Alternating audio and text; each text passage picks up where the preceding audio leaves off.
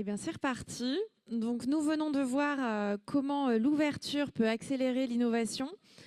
Encore faut-il lever un verrou majeur, celui de l'accès aux données de santé. Comment les partager sans compromettre leur confidentialité? Eh bien, c'est la question que nous allons explorer dans cette table ronde consacrée à l'anonymisation et aux données synthétiques.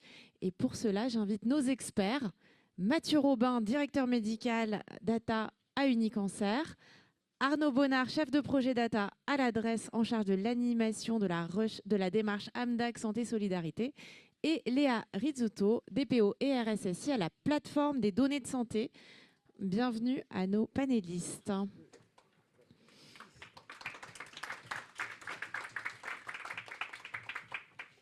Alors, bienvenue à tous. Avant de rentrer dans le vif du sujet, peut-être un petit point de sémantique, Léa. Est-ce que tu peux nous rappeler qu'est-ce qu'une donnée anonyme et quelle est la nuance par rapport aux données dites pseudonymes ou pseudo-anonymisées? Et est-ce qu'on peut réellement parler de données anonymes en santé aujourd'hui quand on voit la possibilité de croiser des données finalement avec de nombreuses bases de données? Oui, alors tout à fait. Question très pertinente en introduction. La donnée anonymisée, l'anonymisation en tout cas est une notion qui est un peu la grande absente du RGPD dans un premier temps, puisqu'il en parle uniquement pour l'exclure de son champ d'application. Donc le RGPD indique que la donnée anonyme exclut, qui ne s'applique pas à la donnée anonyme en tant que telle. En revanche, il parle beaucoup de pseudonymisation. Et c'est en ça qu'il va falloir faire une distinction importante entre ces deux notions, puisque la pseudonymisation, c'est une mesure de sécurité qui va permettre de limiter le risque de réidentification, mais pas de l'exclure totalement. Et ce n'est pas le but de toute façon. L'anonymisation, de son côté, elle a un caractère irréversible. Donc elle a pour effet de rompre totalement le lien entre la donnée et la personne à laquelle elle se rattachait. En tout cas, à un instant T. Ça, on y reviendra tout à l'heure. Alors que la pseudonymisation, elle n'a pas pour objectif de rompre ce lien. Le lien est maintenu, il est juste un peu brouillé, on va dire. Et il faut juste avoir en tête la nuance quand on parle de données du SNDS, donc du Système national des données de santé. Il y a un référentiel de sécurité particulier qui s'applique et qui parle par contre de pseudonymisation irréversible. Ce qui reste à distinguer très strictement de l'anonymisation en tant que telle, puisque la pseudonymisation irréversible a pour objectif de brouiller encore plus le lien avec la personne concernée et d'éviter de pouvoir, à partir du pseudonyme, remonter à l'identité de cette personne. Par contre, on reste quand même sur quelque chose de tout à fait différent de l'anonymisation qui, elle, doit être irréversible dans son entièreté. Elle ne peut pas permettre de remonter à la personne concernée. Donc, parfois, on retrouve parfois le terme de pseudo-anonymisation, qui est du coup antinomique, puisque l'anonymisation est un concept tout à fait différent de celui de pseudonymisation. Donc ça, c'est une petite précision qui me semblait utile. Donc comme je disais, l'anonymisation, c'est un peu la grande absente du RGPD pour des raisons évidentes, puisqu'il ne s'applique pas aux informations anonymes.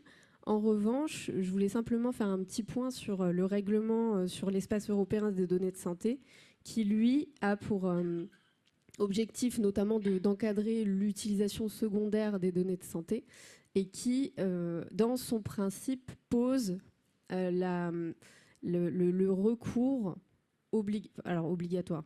Le recours en principe aux données anonymes.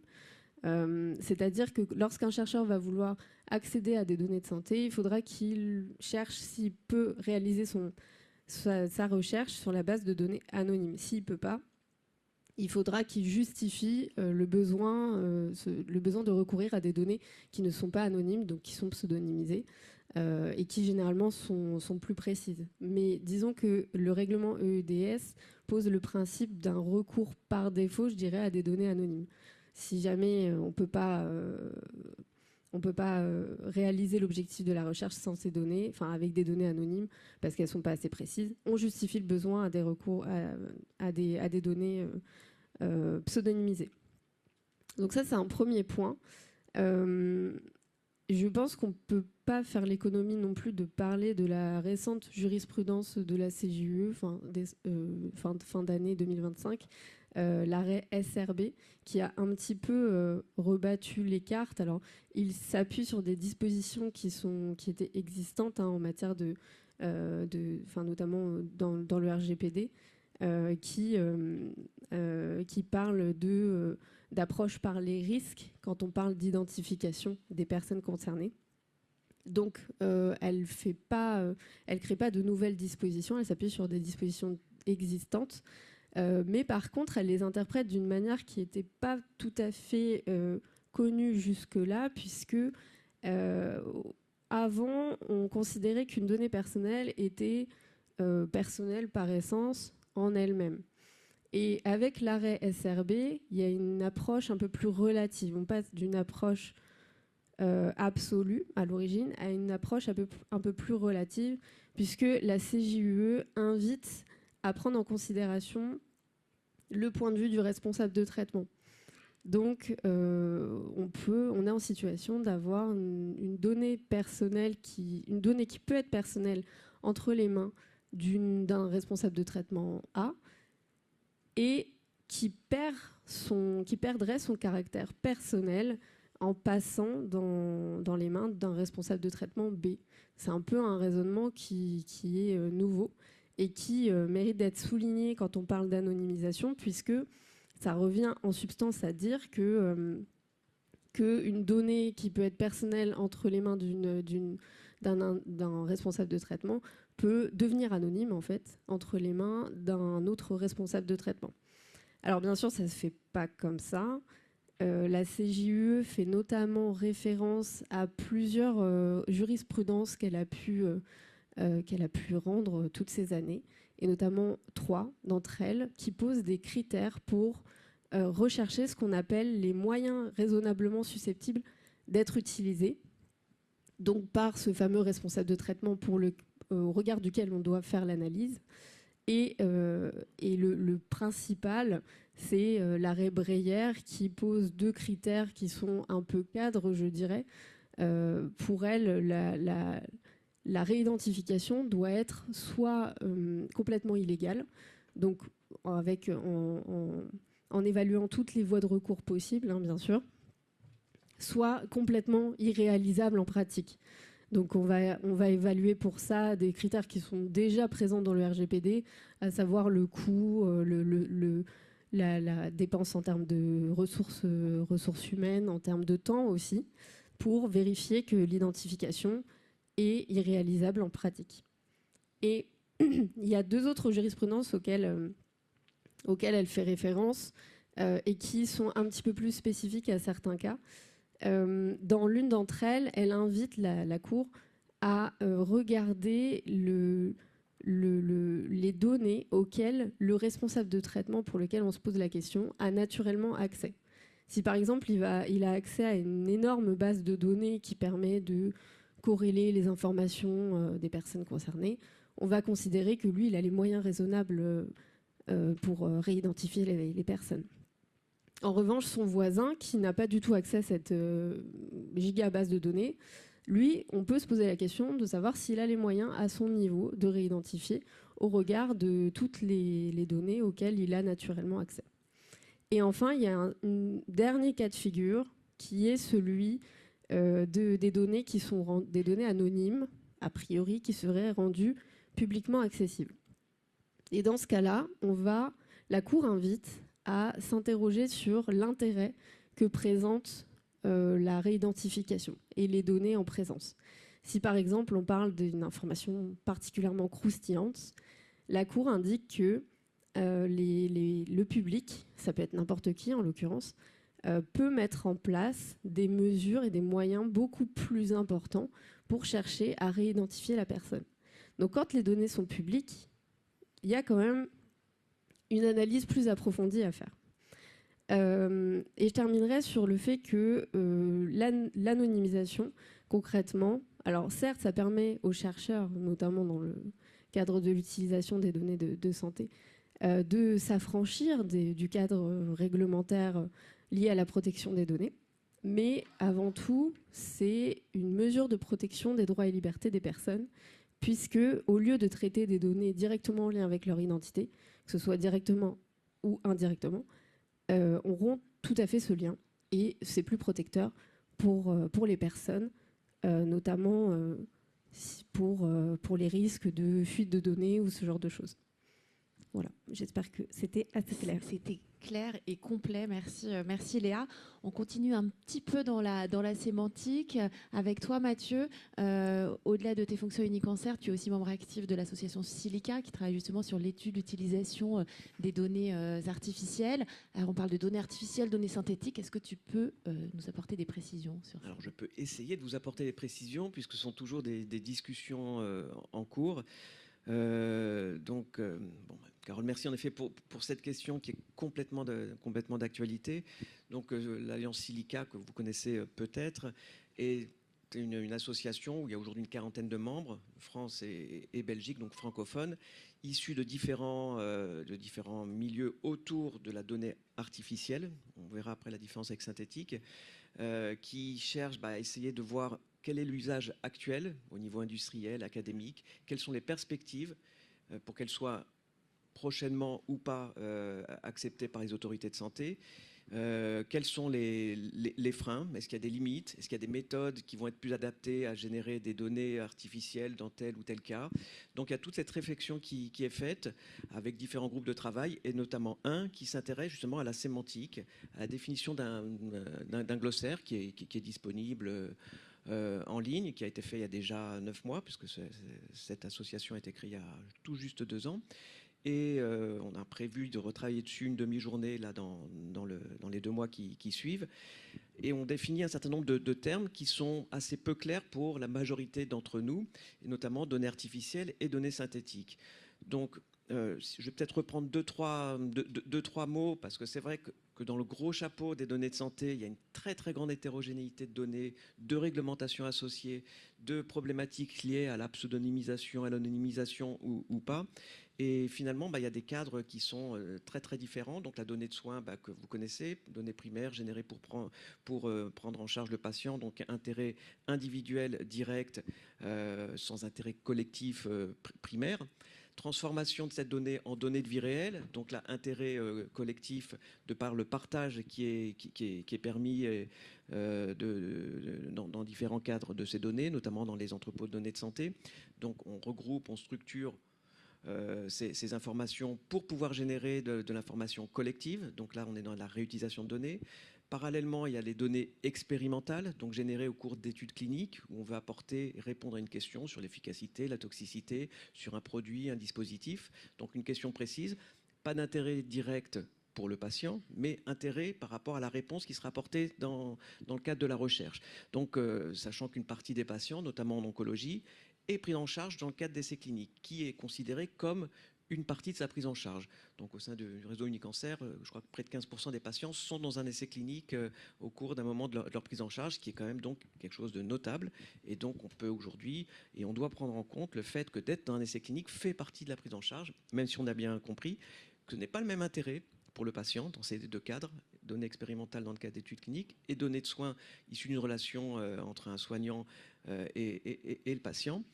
Et donc voilà, donc il y a déjà toutes ces données, on va dire, réelles, qui reposent sur une information qui est générée pour un usage primaire qui est clairement identifié, le soin ou la recherche. Et puis des réutilisations dans le cadre des usages secondaires des données de vie réelle, qui également se base sur des données réelles.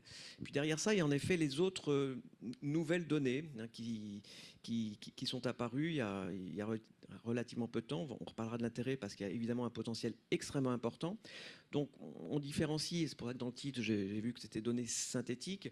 Alors, on a défini aujourd'hui au niveau de Silica que les données synthétiques, ce sont des données qui sont synthétisées. Donc pour faire de la synthèse, puisqu'on parle voilà, de ce mot français qui est la synthèse, on part de différents éléments pour créer un autre élément. Donc on part de quelque chose d'existant, de données réelles. Donc on est sur des données synthétiques lorsqu'on reconstruit par exemple un bras de contrôle externe avec des données qui avaient été collectées pour un autre motif. Quand on est sur des données d'entrepôt de santé, sur des cohortes, on réutilise ces données pour par exemple construire un bras de contrôle externe. On est sur un bras synthétique. On a synthétisé ce bras avec des données qui existent.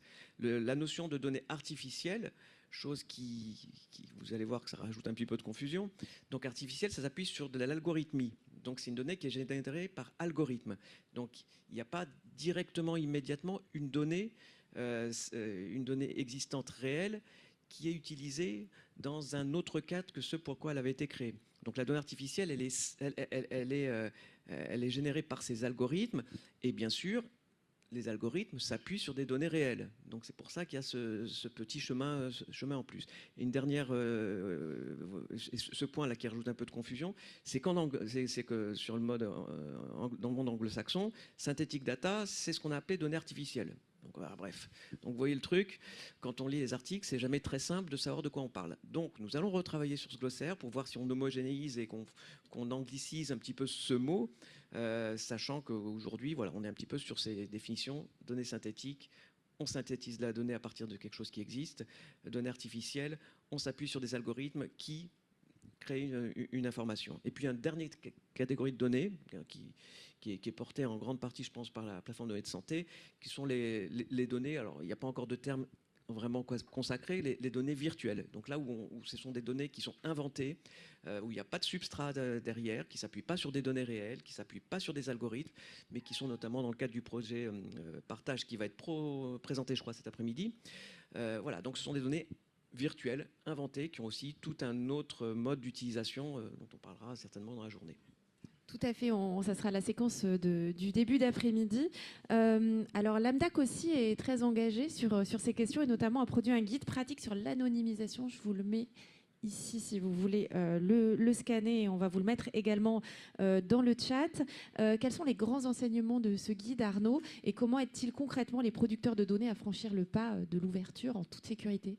Très bonne question. Bonjour à tous et à toutes et merci à l'équipe de la plateforme des données de santé de m'inviter pour partager ces travaux de l'adresse et de la démarche AMDAC. Alors, je vais commencer, avant de répondre à la question, pour rappeler ce qu'est la démarche AMDAC. Je ne sais pas si c'est quelque chose qui vous est familier. L'AMDAC pour Administration ministérielle des données, algorithmes et codes sources. C'est une démarche qui a été lancée par la Direction interministérielle du numérique fin 2021 et qui vise à favoriser dans tous les ministères la circulation de la donnée, le partage de la donnée. Et donc, pour le ministère Santé Solidarité, c'est Thomas Vanek, le directeur de l'adresse, qui est l'AMDAC. Et il anime différentes actions qui cherchent justement à favoriser le partage des données. Et donc, ces travaux qui concernent l'anonymisation. Donc, ce guide qu'on a monté, c'est un travail collectif. On a fait, donc c'est un groupe de travail expert. Le guide, je vous le montre, voilà, il est ici. C'est un guide qui fait 30 pages. Le travail collectif a associé les directions transversales du ministère, donc la direction des affaires juridiques, la direction du numérique, les acteurs de la santé, donc la DNS, la plateforme des données de santé, l'adresse, la TIH, la Caisse nationale assurance maladie et l'Agence nationale pour la sécurité du médicament. Et aussi des acteurs solidarité, les collègues de la Caisse nationale d'assurance retraite. Et on a été sponsorisé aussi par l'INSEE qui regorge de personnes très fortes en méthodo sur ces sujets d'anonymisation. Donc je vous invite à scanner, à le lire. Comment est-ce qu'on essaye de rendre ce guide pratique pour l'accompagnement des projets? En fait, il est court, 30 pages sur ces sujets, c'est relativement facile et accessible à lire. Le guide est pédagogique, le guide s'appuie sur des projets concrets de notre écosystème santé et solidarité, et donc on voit des vrais cas d'usage de personnes qu'on cherchait à anonymiser. Et donc les grands enseignements qu'on peut lire dans ce guide. Le premier enseignement, on découvre qu'un projet d'anonymisation, c'est essentiellement un projet d'équilibriste. Pourquoi équilibriste? Parce qu'on va toujours être en tension entre d'un côté la protection des personnes et d'un autre côté l'utilité des données. Donc l'enjeu du projet d'anonymisation, ça va être de trouver le meilleur équilibre. Plus on va vouloir protéger les personnes, plus on va devoir dégrader les données. À l'inverse, plus on va vouloir offrir des données précises, plus on va risquer que les personnes puissent être réidentifiées. Donc le projet d'anonymisation, c'est de trouver le meilleur équilibre en essayant de fournir les données les plus précises, mais qui protègent le mieux les personnes en fonction des usages, des besoins. Le deuxième enseignement, c'est que malheureusement, il n'y a pas de méthode unique qui marche à tous les coups. Les méthodes, elles ont toutes des avantages et des inconvénients. Elles sont nombreuses. Le guide en présente quelques-unes. Quelques exemples. J'ai des dates de naissance. J'utilise une méthode de substitution. Donc, je vais remplacer les dates de naissance par une classe d'âge. Donc, au lieu de dire « je suis né le 1er mars 1981 », je vais dire « la personne est là entre 45 et 50 ans ». Donc c'est très bien, ça évite de réidentifier directement la personne par sa date de naissance. On peut toujours faire quelques analyses de manière démographique, mais par exemple, si on a un effet particulier sur cette année de naissance-là, on ne pourra pas le retrouver dans les données. Autre exemple, des méthodes d'agrégation. On s'intéresse à une maladie rare. On a des taux d'incidence. On sait que dans la commune A, il y a 3 patients. Dans la commune B, il y a 7 patients. Dans la commune C, il y a 5 patients. Si on agrège ça à l'échelle du département, on va dire, voilà, j'ai 15 patients dans le département. Donc c'est intéressant. On peut faire des analyses à des échelles géographiques assez larges, comparer les départements entre eux. Mais on ne peut plus faire des comparaisons commune à commune. On ne peut plus voir s'il y a des spécificités territoriales très précises qui ont des influences sur les phénomènes. Voilà. Donc le choix de la méthode, c'est jamais simple. Souvent, en plus, dans un projet d'anonymisation, on va devoir combiner l'usage de plusieurs méthodes. Et donc, la troisième et dernière enseignement de ce guide, on recommande vivement aux porteurs de projets d'anonymisation de documenter leur choix. Pourquoi est-ce qu'on choisit telle méthode? Qu'est-ce qu'elle implique sur la dégradation de qualité des données? Qu'est-ce qu'elle gagne en matière de protection? Et du coup, on encourage aussi fortement à expliquer tout ce qui aura été entrepris pour évaluer les risques de réidentification dans le jeu de données anonymisé final. Merci. Je pense qu'on va tous emmener ce guide dans nos valises cet été. Ça sera nos devoirs de vacances, en tout cas très clair. Voilà, en live. Du coup, on va rentrer un peu plus dans le concret sur les données synthétiques ou artificielles. Mathieu, quelles sont leurs limites? Quels sont les cas d'usage aujourd'hui qui sont réellement pertinents pour ces projets? Alors, je vais essayer de faire le lien aussi par rapport à l'anonymisation, parce que ces données artificielles ont quand même cette caractéristique qui est très importante et qui est vraiment mise en avant, et c'est ce pourquoi de nombreuses structures travaillent dessus et qu'on essaie de voir quelle est leur place, c'est qu'elles sont en effet, qu'elles ont un certain niveau d'anonymisation. Donc, ça repose sur des algorithmes qui peuvent avoir eu des avis, on appelle ça des avis techniques de la CNIL, comme quoi ils sont bien... ils répondent bien au fait d'anonymiser les données. Donc, il faut voir en effet qu'est-ce que signifient ces avis. Mais ça veut dire que la CNIL s'est quand même emparée du sujet, le suit. Et donc, cette anonymisation qui est permise par ces données artificielles ouvre en effet un certain nombre de champs. Donc, il y a d'autres raisons que l'anonymisation. L'anonymisation, ça permet plus aisément de partager. Ça permet de gagner un petit peu du temps sur des sujets, en effet, de réinformation réglementaire, parce qu'on n'est plus dans ce cadre-là, à juste titre. Donc, voilà. Donc, il y a clairement un gain de temps sur le fait d'être sur des données artificielles pour lesquelles cette anonymisation est acceptée, mais ça, je pense qu'il y a encore un petit peu de travail là-dessus, parce qu'on a un certain nombre d'échanges et de discussions, et notamment encore avec la CNIL, pour dire, voilà, on a donné un avis à un moment à un temps T, comme il s'agit d'algorithmes qui génèrent ces données, c'est des algorithmes qui sont vivants, qui évoluent, qui ne sont plus forcément exactement sur les données sur lesquelles vous nous aviez présenté. Donc, bref, il y a quand même la question qui se pose sur la pérennité d'un avis qui a été transmis par la CNIL sur le fait que ça anonymise ces données. Bon, toujours est-il qu'aujourd'hui, on considère jusqu'à contre-ordre que ces données artificielles sont anonymisées, ce qui est une vraie force de partage. Nous, je parle plus au niveau d'Unicancer en termes d'usage, et là où on retrouve aussi la force de ces données artificielles ou synthétiques, c'est évidemment qu'elles ont la caractéristique d'avoir et d'apporter une information statistiquement proche ou identique à un patient réel, sans avoir cette notion de patient de patients identifiés, et de pouvoir être utilisé notamment dans des protocoles, dans des études. Donc il y a aujourd'hui un certain nombre, je ne vais pas dire expérimentation, parce que les premières publications commencent à arriver, et je pense que ça va avoir un avenir extrêmement important. Ça commence à arriver dans les études cliniques, que ce soit pour augmenter des bras de référence pour lesquels voilà, on avait prévu d'avoir 200 patients. On va s'arrêter à 120 patients, parce qu'on sait qu'avec ces 120 premiers patients, on a assez d'informations pour pouvoir générer des patients artificiels qui et ça c'est la notion toujours importante, qui s'appuie toujours sur des données préexistantes. Donc la génération de ces 80 patients qui permettent d'arriver directement à l'objectif du nombre d'inclusions, donc de gagner du temps, donc d'apporter une réponse plus rapide à l'écosystème, notamment aux professionnels de santé et aux patients qui attendent l'arrivée d'une innovation si elle est bel et bien validée. Donc voilà, donc on gagne du temps dans la recherche, on est vraiment dans cette accélération d'accès à l'innovation, et aujourd'hui il y a de différents protocoles qui sont menés avec des designs différents, avec des méthodes différentes qui augmentent plus ou moins des bras qui existent. Donc on augmente des bras de référence, on commence à augmenter, notamment dans des pathologies rares, mais c'est plus compliqué, on le comprend bien, les bras expérimentaux, mais pas sur tous les paramètres, mais pour voir voilà, sur un certain nombre de paramètres pour lesquels il y a les informations suffisantes pour qu'ils puissent être générés de façon artificielle avec une variabilité qui apporte quand même une information complémentaire. Donc voilà, donc il y a tout ce travail au niveau de la recherche clinique qui est évidemment important. Sur ces données artificielles, on entend même, et ça je l'ai entendu la semaine dernière, je sais que dans ça on était plusieurs à l'avoir entendu, et je ne citerai pas, mais parce que je pense que ça mérite encore d'être conforté dans le futur, de dire de toute façon les données artificielles, c'est l'avenir, ça ne peut que remplacer de la donnée réelle. On en reparlera peut-être tout à l'heure, à quel niveau, etc.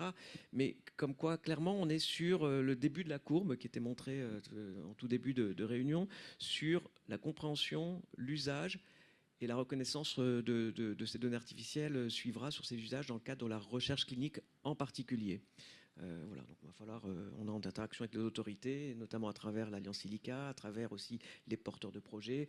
La puissance publique, comme vous le savez, a été impliquée à travers le lancement d'une AMI, dite nouvelle méthodologie, dans laquelle il y a un certain nombre de projets qui s'appuient sur des données artificielles, dont l'objectif est de savoir si oui ou non elles ont une place et à quel niveau, et de voir avec l'HAS si à terme une partie de la doctrine pourrait évoluer par rapport à la prise en compte de ces données. Donc on est complètement sur cette dynamique et on y croit. Le train est en marche. Ah oui. Après, du coup, est-ce que ça veut dire qu'il n'y a plus de risques, Léa, plus de points de vigilance? Finalement, on peut tout faire en termes de cybersécurité, confidentialité. Est-ce que ça rassure, que ce soit les patients, les professionnels de santé? Alors effectivement, la question du risque est un peu centrale dans le cadre de l'anonymisation, parce que concrètement, vous avez le G29 qui a publié des lignes directrices, mais qui sont quand même assez anciennes, qui datent de 2014, et vous avez 3 critères qui permettent encore aujourd'hui de caractériser l'anonymisation. Mais ces lignes directrices sont en train d'évoluer au niveau européen, on les attend toujours, et potentiellement on peut s'attendre aussi à ce que les 3 critères évoluent, ça c'est pas exclu, mais aujourd'hui on se base dessus, c'est-à-dire que si on réunit ces 3 critères-là, le jeu de données est anonymisé. Mais si on ne les réunit pas, il faut faire une analyse de risque de réidentification, j'en parle juste après. Ces 3 critères sont en premier lieu la non-individualisation. Il ne doit pas être possible d'individualiser un patient dans le jeu de données final, donc anonymisé a priori. Ce qui est assez compliqué parce que typiquement si on se contente de pseudonymiser, donc, de remplacer les noms et les prénoms, mais qu'on garde une ligne par patient, on ne réunit pas ce critère. Donc on continue à pouvoir individualiser les patients. Donc c'est pas anonyme a priori. Je nuancerai juste après. Le second critère, c'est la non-corrélation. Donc il ne doit pas être possible, à partir du jeu de données final, de le rapprocher d'une autre manière, d'un autre jeu de données qui potentiellement fournirait plus d'informations du coup sur ce patient et permettrait de le réidentifier in fine. Et le dernier critère, c'est la non-inférence. Il ne doit pas être possible de déduire des informations sur un patient depuis le jeu de données final ou grâce à celui-ci, que ce soit via des données, enfin que ce soit des déductions qui seraient internes à ce jeu de données-là ou externes et qui seraient permises par l'existence de ce jeu de données final-là. Concrètement, j'ai un petit exemple à vous lire. S'il y a une base de données qui est a priori anonyme et qui contient des informations sur le montant des impôts de personnes qui ont répondu à un questionnaire et que tous les hommes qui ont entre 20 et 25 ans ayant répondu à ce questionnaire sont non imposables, il est possible de déduire si on sait que monsieur X, homme âgé de 24 ans, a répondu au questionnaire, qu'il est non imposable. Je me demande si ce n'est pas l'exemple qu'avait choisi la CNIL d'ailleurs. Mais concrètement, à partir du moment où on peut déduire des informations sur une personne à partir du jeu de données final, on n'est pas sur de l'anonymisation. Bon, je vais nuancer mon propos parce que ça, c'est les 3 critères. S'ils sont remplis, on considère que, donc si on ne peut pas individualiser, si on ne peut pas corréler, si on ne peut pas inférer, on considère que le jeu de données final est anonyme. Mais par contre, si jamais il y a au moins un des critères qui est présent, on a la possibilité de réaliser une analyse de risque de réidentification qui, in fine, doit aboutir à l'existence d'un risque négligeable. Parce que le risque zéro n'existe pas, donc on ne peut pas conclure à l'absence du risque, mais le niveau doit être très très bas. Et donc, dans le cadre de cette analyse de risque, on va s'interroger sur le circuit des données, les mesures qui sont apposées aux données aussi, pour assurer la robustesse de l'anonymisation. Et on va dérouler les scénarios de risque un petit peu comme on fait dans le cadre de la méthodologie BioCRM, pour ceux qui connaissent, pour envisager tous les cas de figure possibles et imaginables en matière de réidentification et leur associer un niveau de probabilité. Et si ce niveau de probabilité il est trop haut, on va le pondérer par la mise en place de mesures supplémentaires sur les données pour, au final, aboutir à ce fameux risque négligeable. À ce sujet, la plateforme des données de santé a réalisé un guide pour aider les responsables de traitement à caractériser l'anonymisation d'un jeu de données. Donc, je ne sais pas si c'est quelque chose qu'on peut mettre à disposition. Je pense que c'est possible. Oui. Voilà, en tout cas, c'est sur notre site et c'est téléchargeable. Ça permet de guider le responsable de traitement dans la documentation de l'anonymisation et dans justement cette fameuse réalisation, ce fameux déroulement des scénarios de risque pour que chacun puisse s'approprier la méthodologie, même si c'est une proposition de méthodologie, hein, c'est pas quelque chose d'absolu. Et si je reprends les guidelines du G29, il y a ces fameux 3 critères, mais il existe aussi, le G29 invite à mettre en place des techniques un petit peu plus concrètes sur les jeux de données et va parler notamment de cas anonymat, de L-diversité, de T-proximité. Donc toutes ces mesures permettent d'assurer la robustesse de l'anonymisation d'un jeu de données de façon concrète. Et ça, ce sont des choses qui sont justement à décrire dans l'analyse de risque de réidentification. Voilà, je pense que j'ai fait à peu près le tour. Toujours des réponses très complètes. Merci Léa. Je pense qu'on monte bien en tout cas en compétences. Merci pour le partage. Peut-être Arnaud, pour revenir sur le sujet aussi des données synthétiques, côté DRESS, quel regard vous portez sur la production, leur utilisation? Est-ce que vous envisagez de l'intégrer dans vos pratiques? Alors côté DRESS, il ne faut pas oublier que la DRESS, c'est un service de statistiques ministérielle. Donc la mission clé de la DRESS, c'est de produire des statistiques publiques, des statistiques officielles. Dans ce contexte-là, les statisticiens vont vraiment préférer, à tout point de vue, les données observées, les données mesurées, on va dire les données réelles, avec une vigilance particulière sur la qualité de ces données, sur la représentativité de ces données. Et donc, en matière d'usage pour toute la production statistique et, voilà, on va dire, l'essentiel des travaux de l'adresse, clairement, on va utiliser essentiellement les données réelles. Néanmoins, les données synthétiques, elles sont quand même intéressantes, notamment, et ça a été évoqué un petit peu plus tôt, quand on fait une demande d'accès à des données réelles, parfois ça va prendre du temps. Et donc, dans le temps, on peut soit attendre d'avoir les autorisations, soit démarrer les projets. Et des fois, on a besoin de démarrer des chaînes de traitement algorithmique, on a besoin de démarrer des outils qui permettent de faire de la visualisation, on a besoin de mettre en place, on va dire, de la tringlerie technique qui va manœuvrer les données. Tout ça, c'est excellent de le faire sur des données synthétiques. Elles ont probablement des propriétés voisines des données réelles, elles ont en tout cas la même structure, et donc pour tout ce qui est développement, innovation, parfait. Aussi sur la formation, des fois on veut simplement expliquer comment marche un logiciel, ou on veut expliquer la structure d'une base de données, plutôt que de donner la vraie base avec les vraies données, autant montrer une base de données synthétisée. Donc pour former les gens à l'usage de bases un petit peu compliquées, le cas est aussi parfait. Voilà. Et à l'adresse, l'approche est assez pragmatique en fait. Selon les usages, on va préférer les données réelles quand on fait de la statistique officielle. On va utiliser des données synthétiques quand on trouvera que c'est judicieux dans ces logiques d'innovation. Et on suit ça en tout cas avec attention si les usages peuvent se développer. Et par ailleurs, à l'adresse, on a beaucoup d'équipes stats très fortes en méthodo. Et donc on travaille aussi à la production de données floutées. Donc on prend des données réelles et on applique des logiques de flou. Alors on va rajouter un petit peu de bruit. Par exemple, dans la base de données, on l'a fait sur le jeu de données Open Data qui est sur la plateforme Open Data de l'adresse. Pour une base de données, c'est les allocations individualisées d'autonomie, les APA, les allocations personnalisées à l'autonomie. En fait, la base qui est diffusée, c'est une base qui part des données réelles auxquelles les statisticiens ont appliqué un léger bruit sur les âges, sur les montants perçus par l'APA. Et en fait, ces bruits ne sont pas aléatoires. Ces bruits, ils ont été faits avec une méthode rigoureuse qui garantit que le jeu de données qui est diffusé en open data a les propriétés statistiques qui sont les mêmes que celles des données d'origine. Alors évidemment, si on veut faire des stats officielles, il vaut mieux la base réelle. Néanmoins, ce sujet, pour démarrer des recherches, c'est intéressant. Et donc l'adresse est en tout cas partie prenante du développement de ces nouveaux types de données.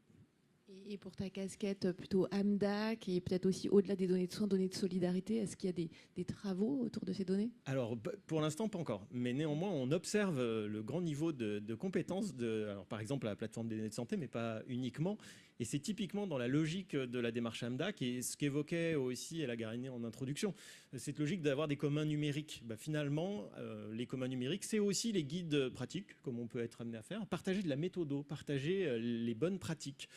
Typiquement, ça, c'est des choses qu'on pourrait envisager. Quel est le bon périmètre d'usage des données synthétiques? Quand est-ce que c'est approprié? Quand est-ce que ça l'est pas? Quels sont les éléments de vigilance?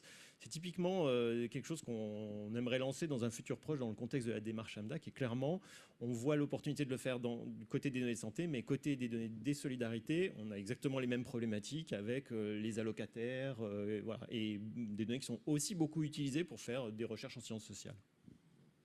Merci. Mathieu, du coup, on voit comment savoir se dessiner un peu un monde de la recherche qui intégrerait un petit peu plus ces données synthétiques. Concrètement, est-ce qu'on peut imaginer que pour certains usages, ça pourrait venir complètement remplacer les données réelles ou rester un complément, peut-être dans des cas essais cliniques, près de contrôle synthétique? Quelle est ta vision?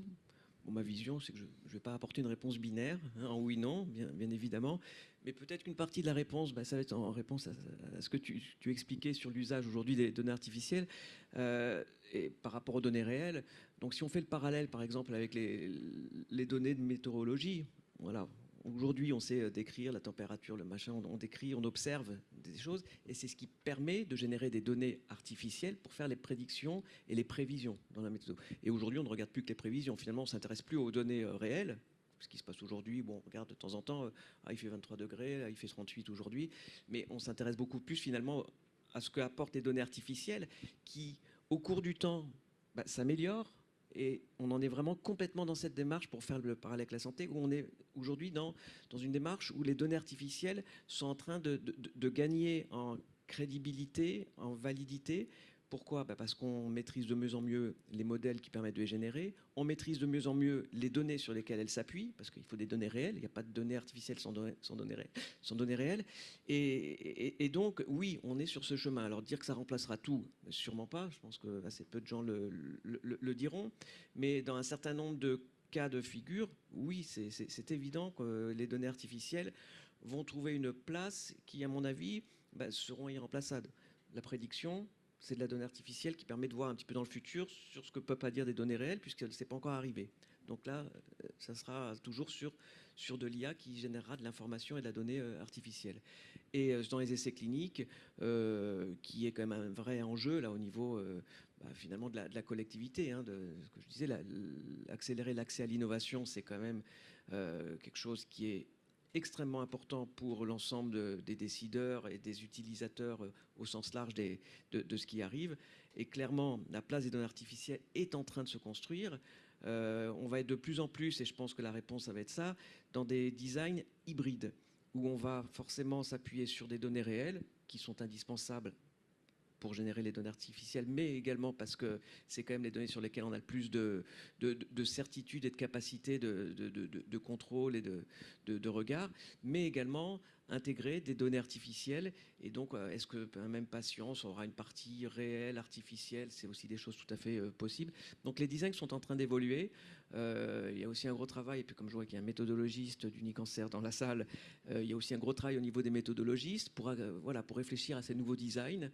C'est une réflexion qui est en cours, bien sûr, au niveau des méthodologistes, d'Unicancer notamment, mais je pense que des autres aussi, de voir de quelle façon on va intégrer ces données. Donc oui, ça va prendre la place, remplacer tout, sûrement pas. L'hybride. Merci. Merci. On va clôturer cette table ronde. Peut-être, Léa, pour nous partager un petit peu les travaux en cours menés notamment à la plateforme des données de santé autour de l'anonymisation, peut-être aussi en ouvrant dans une perspective autour de l'espace européen des données de santé. Oui, tout à fait. Alors, aujourd'hui, la plateforme des données de santé, dans le cadre de ce règlement européen sur l'espace des données de santé, se prépare à être organisme responsable de l'accès aux données de santé, donc ORAD. Et donc, dans ce cadre, on poursuit nos travaux, parce qu'il y a plein de choses qu'on fait déjà. Mais concrètement, on va chercher, sur la question de l'anonymisation, à parfaire nos contrôles, notamment pour tout ce qui est export de données ou de modèles d'IA, d'ailleurs, depuis le Secure Processing Environment, donc le SPI, notre plateforme technologique actuelle, qui doit permettre le traitement de données indirectement identifiantes, donc pseudonymisées, en son sein. Mais par contre, dès qu'on sort des éléments, des données, des ressources de cet environnement-là, il faut que ce soit parfaitement anonyme. Donc du coup, on est en train de parfaire nos contrôles sur l'anonymisation, la bonne anonymisation des jeux de données qui sont, que les responsables de traitement souhaitent sortir de notre plateforme, mais aussi des modèles d'IA. Et là, ça pose une toute autre question, puisque on est en train à l'instar de ce qu'on a pu faire en termes de méthodologie d'anonymisation des jeux de données, on est en train de créer un kit de méthodologique d'anonymisation des modèles d'IA qui repose sur la même logique, à savoir une approche par le risque, mais qui n'est pas forcément calibrée de la même manière. Et là aussi, on s'appuie sur les guidelines de l'EDPB en la matière, qui sont plus récentes, du coup, qui datent de 2024. Donc voilà, ce sont les travaux sur lesquels on est en train d'avancer. Merci à nos panélistes. Oui, je crois qu'on peut vous applaudir. On a un petit peu de temps pour les questions, donc voilà, n'hésitez pas. Samantha. Bonjour à tous. Merci beaucoup pour l'éclairage. J'ai plusieurs remarques. La première, on voit que ces données anonymes, données synthétiques, elles ouvrent un nouveau champ des possibles. Et ça, c'est vraiment formidable. Par contre, on voit aussi qu'on s'en sert comme une stratégie de contournement réglementaire. Et ça, je trouve ça un peu moins formidable, parce que ça veut dire qu'on passe beaucoup de temps, en fait, pour essayer de contourner une réglementation qu'on a nous-mêmes écrite, parce que cette réglementation, aujourd'hui, elle est extrêmement limitante dans les usages. Et donc, certes, d'un côté, tous ces travaux d'anonymat, de données synthétiques, ils sont extrêmement structurants pour l'avenir, pour arriver à faire de la recherche plus vite et plus innovante. Et ça, c'est notre objectif. Par contre, quand on s'en sert comme une stratégie de contournement, est-ce qu'il ne vaut pas mieux, du coup, travailler sur le règlement pour se permettre de se donner des nouvelles marges de manœuvre, plutôt que de passer beaucoup de temps à développer des méthodos et des algorithmes qui cassent les données, qui limitent leur potentiel de réutilisation, pour pouvoir gagner quelques mois et pour pouvoir rester compétitif. Je peux peut-être répondre. Alors effectivement, le RGPD peut être vu comme un frein à l'utilisation secondaire des données de santé, mais le sujet, je pense, il est ailleurs. Le fait de se porter sur l'anonymisation ça crée des jeux de données qui sont à bas risque pour les droits et libertés des personnes. Donc au final, on reste dans cette même lignée qui est celle portée par le RGPD, qui est la protection des droits et libertés des personnes. Le fait de chercher à anonymiser, pour moi, c'est aussi préserver les droits et libertés des personnes. En revanche, c'est vrai que ça ne répond pas à tous les besoins. Et il y a probablement quelque chose à faire, alors pas forcément pour assouplir le cadre applicable en matière de protection des données, mais je pense que ça va se jouer au sein dans le cadre du règlement sur l'espace européen des données de santé qui va qui vise à faciliter et fluidifier l'usage secondaire des données de santé. Et qui, je l'espère, permettra peut-être de régler la question de est-ce qu'on met l'énergie dans l'anonymisation plutôt que dans le recours à des données réelles. Et du coup, a priori, l'idée de ce règlement EEDS, c'est aussi de réduire les délais d'accès. Et pour moi, il y a quand même cette question de les deux types de données, réelles ou anonymisées, répondent à des besoins différents. Mais c'est un peu ce que tu disais, j'ai l'impression, Arnaud. Je ne sais pas si ça répond à votre question. Je vais bien compléter, c'est peut-être un avis naïf que je peux avoir parfois. Donc je comprends bien les deux termes que tu as cités, accélérer l'accès à l'innovation, en gros accélérer la recherche et en parallèle, stratégie de contournement. Moi, ça ne me plaît pas trop de voir ces deux termes l'un à côté de l'autre parce que je pense que le contournement est une conséquence, mais n'est pas une stratégie. Parce que si on est dans une stratégie, ça veut dire qu'on est sur une démarche plutôt malhonnête. On va quand même partir de l'hypothèse que c'est quand même pas le cas de la majorité des gens qui font de la recherche. Donc, moi, je dis que ce gain qu'on peut avoir par rapport au contournement actuel de la réglementation sur toute la partie RGPD, etc., est une conséquence, mais n'est pas forcément un effet recherché. Parce que si c'est le cas, ça ne va pas, on est d'accord. Et donc, il faut peut-être essayer de réfléchir à identifier mieux. La CNIL, pardon, la CNIL, excusez-moi. La CNIL, pardon. Oui, tout à fait, CNIL. Tout à fait, CNIL. Je ne suis pas sûre de comprendre le... Oui, mais alors, oui, effectivement, il y a... Mais la CNIL applique le RGPD, donc voilà. Alors, elle applique aussi la loi informatique et liberté, donc il y a des spécificités françaises, effectivement. Alors, au niveau anonymisation, pour le coup, je ne suis pas sûre que la CNIL ait une doctrine qui soit différente de ce qui se passe en Europe. On suit les mêmes lignes directrices, monsieur, donc c'est les lignes directrices au niveau européen qu'on suit tous, je pense, et j'imagine que la CNIL applique ces mêmes lignes directrices-là. Si, ouais, je peux me permettre de rentrer dans le débat un tout petit peu aussi pour apporter un autre angle dans la question. Je ne sais plus si vous avez posé la question. Oui, tu as posé la question. Quand on pense, dans la question, on raisonne, je pense implicitement de se dire aux États-Unis, c'est pas comme ça et ça se passe beaucoup mieux, c'est beaucoup plus simple. On entend un petit peu ça, je pense. Alors peut-être pas, c'était pas ça, mais moi j'ai entendu un petit peu ça. Et je pense que c'est quand même assez intéressant, par exemple, de voir ce qui s'est passé avec Mimic.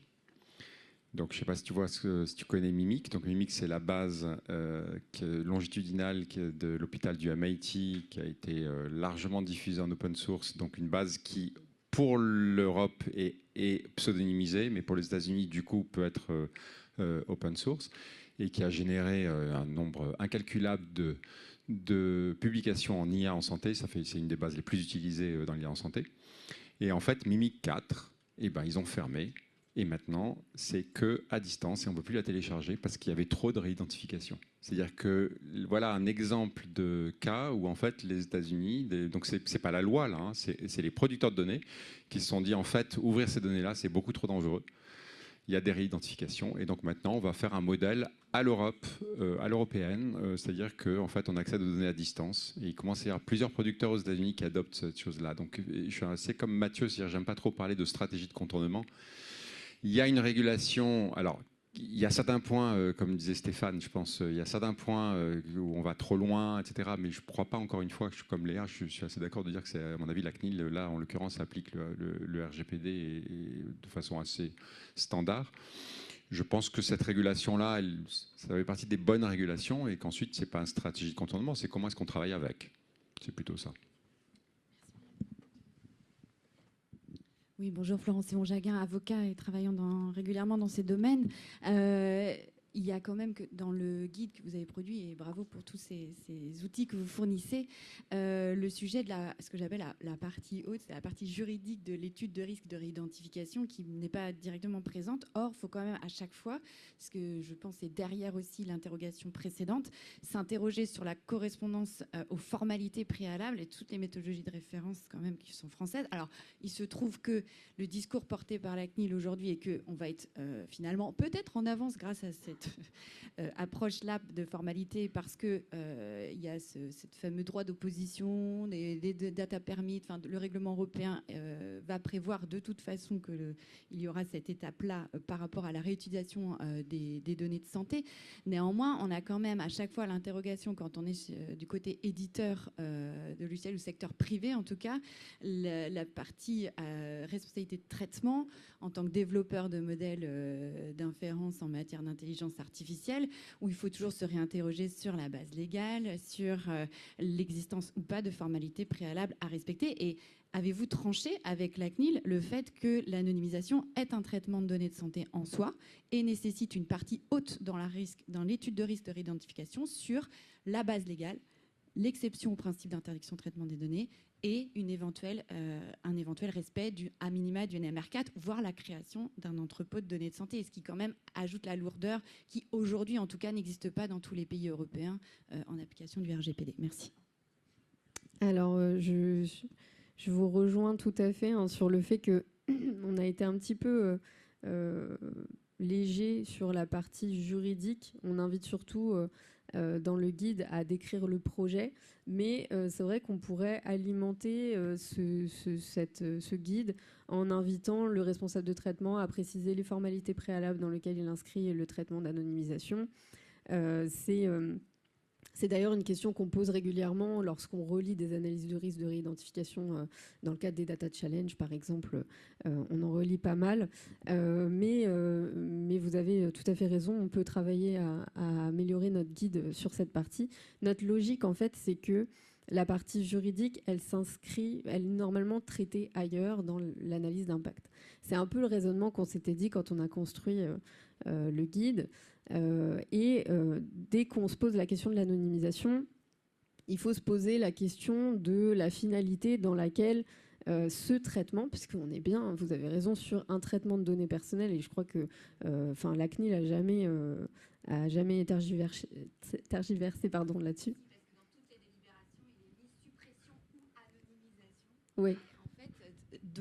Certains de mes confrères ou consoeurs peuvent interpréter parfois suppression ou anonymisation comme de toute façon c'est pour la suppression, on ne va pas faire une AIPD par exemple, c'est une opération. Ce qui devrait d'ailleurs faire l'objet de formalités, de mesures de sécurité, parce que jeter les choses dans une poubelle, même si c'est de façon dématérialisée, on est bien d'accord qu'il y a des mesures de sécurité. Mais vous voyez ce que je veux dire, c'est qu'en vrai, non, il y a certains qui ont interprété ça comme à chaque fois dans les fiches de traitement ou les AIPD, on met suppression ou anonymisation. Or, ça n'a rien de banal. Oui, je comprends ce que vous voulez dire. En tout cas, quand on interroge la CNIL, nous, on a déjà eu pas mal de discussions à ce sujet avec elle. C'est assez clair. Hein. Pour elle, c'est une opération de traitement qui doit se rattacher à une finalité, donc à un traitement existant, ou alors effectivement, et ça peut être un sujet, faire l'objet de formalités ad hoc. Mais c'est vrai que c'est un peu lourd pour juste une seule opération de traitement qui vise justement à rompre un lien. Généralement, bon, je ne sais pas, j'ai pas suffisamment de cas d'usage en tête, mais on est quand même sur quelque chose où l'anonymisation va être en situation de se rattacher à un traitement existant, que ça soit un entrepôt de données de santé. Nous, sur la plateforme technologique, on voit, on a des projets de recherche qui sont conduits. L'anonymisation, elle se rattache, en tant qu'opération de traitement, à la finalité globale de la recherche. Donc il n'y a pas de formalité propre à conduire. Mais c'est vrai que pour des projets un petit peu innovants, des data challenge, où on a envie de faire une anonymisation sur une base et qu'on conduit spécifiquement cette opération de traitement, il faut se poser la question de l'encadrement réglementaire. Et généralement, on peut être en situation de mobiliser une MR4, par exemple. Et c'est aussi le point de vue de la CNIL, a priori, qui conserve sa dichotomie entrepôt de données de santé vs recherche. Il y a des projets qui sont un petit peu ni l'un ni l'autre, et pour autant, on va les faire plutôt rentrer dans quelque chose de l'ordre de la MR4 pour pouvoir les encadrer, justement. Mais je prends bonne note, en tout cas, de votre remarque pour faire évoluer le guide. Merci beaucoup. Oui, j'aurais une question, si j'ai encore le temps. Oui, bien sûr, bien sûr. Je ne sais pas, c'est moi. Oui. Donc, ma question est plutôt sur l'impact sociétal. Donc, je pense que c'est plus orienté vers Unicancer, peut-être l'adresse. Il y a quand même peu de représentation de certaines populations quand on fait un essai clinique, c'est sûr. Donc, on parle des enfants, on parle de maladies rares, on parle d'autres populations qui ne sont pas représentées. Or, on entendait tout à l'heure que les données synthétiques, artificielles ou pas artificielles, algorithmiques ou pas, ils se sont basés quand même dans des données de vie réelle. Ma crainte, c'est que est-ce que cette incitation à utiliser les données synthétiques ne vont pas davantage augmenter la séparation, l'inégalité par rapport à ces populations et démotiver à faire des essais cliniques, on va dire classiques, avec des données réelles, financées peut-être par les CHU, parce que la pharma, je ne pense pas trop. Qu'est-ce que vous en pensez là-dessus? Alors, moi, je pense le contraire. C'est-à-dire qu'aujourd'hui, c'est vrai que la recherche clinique, on sait très bien, elle est faite par un certain nombre de centres pilotes dans lesquels il y a des médecins qui ont opinion leader qui portent la grande majorité des études. Donc finalement, la recherche clinique française s'appuie sur relativement peu et relativement homogène en termes de centres participants et de médecins investigateurs. Le fait d'être sur des données synthétiques, donc qui s'appuient sur des données de vie réelle, qui s'organisent notamment dans le cadre de l'ensemble des entrepôts de données de santé à un niveau national, va permettre de générer ces données artificielles sur l'ensemble du territoire et donc également à partir de centres qui ne participent jamais à un essai clinique. Et donc de prendre en compte cette information de centres qui aujourd'hui ne participent pas à un essai clinique va au contraire avoir tendance, c'est mon avis, à créer plus de représentation de la population et potentiellement d'équité dans l'accès à l'utilisation de ces données, certes de façon indirecte, mais je pense qu'on va au contraire élargir le périmètre de ce qui se passe aujourd'hui dans la recherche clinique. Oui, quelques mots en complément dans la logique de l'adresse. Je l'ai dit, on va nous favoriser l'usage de données réelles et typiquement c'est bien l'intérêt d'être capable en exploitant les données réelles de montrer justement que parfois il y a des signaux très faibles qui sont intéressants et si on est capable de fournir ces éléments pour justement les personnes qui travaillent sur la génération de données synthétiques en leur disant attention, vous synthétisez des choses, ok, mais veillez à la qualité statistique des données produites, veillez à représenter tel phénomène qu'on a détecté qui est peut-être minoritaire mais qui néanmoins est présent. Et c'est vrai que si on arrive à mieux qualifier, et donc avoir des outils aussi qui permettent de mieux évaluer la qualité statistique, entre guillemets, des données synthétiques ou des données artificielles générées, je pense que ça viendra aider justement à éviter ce genre de biais. Et ça garantira d'une certaine manière la solidité aussi méthodologique de l'usage de ces données synthétiques. Et voilà, on est bien dans la complémentarité des deux et voilà, je partage l'intérêt d'utiliser de la donnée réelle en première intention justement pour éviter ce genre de biais. Bien, merci. Est-ce qu'il y a une dernière question? Je pense qu'on est bon. Une question dans le chat, c'est ça? Ah, pardon. Ah oui. Et pour le consentement du patient pour la réutilisation de ces données? Alors, le consentement, il s'analyse à plusieurs niveaux. Vous avez le consentement à la recherche dans un premier temps qui est prévu par le Code de la santé publique pour certaines recherches particulières et pas d'autres. Je crois que c'est les recherches interventionnelles, si je ne me trompe pas. Vous avez le consentement RGPD qui est assez peu mobilisé au final dans le cadre de la recherche parce qu'on va pouvoir se baser sur d'autres bases légales comme l'intérêt public ou l'intérêt légitime. Et vous avez le consentement RGPD à la réutilisation des données de santé qui pareil, est assez peu mobilisé parce qu'en fait, on va plutôt mobiliser l'exception de recherche scientifique. Donc concrètement, le consentement, il est un petit peu, je dirais pas absent de ces réflexions, mais c'est pas forcément quelque chose qu'on va mobiliser, en tout cas au sens du RGPD. Il faut tout simplement l'avoir en tête pour certaines recherches, notamment interventionnelles, qui nécessitent un consentement au sens du Code de la santé publique. Voilà. Eh bien, merci. Merci encore à nos 3 panélistes. Voilà, bravo. Merci.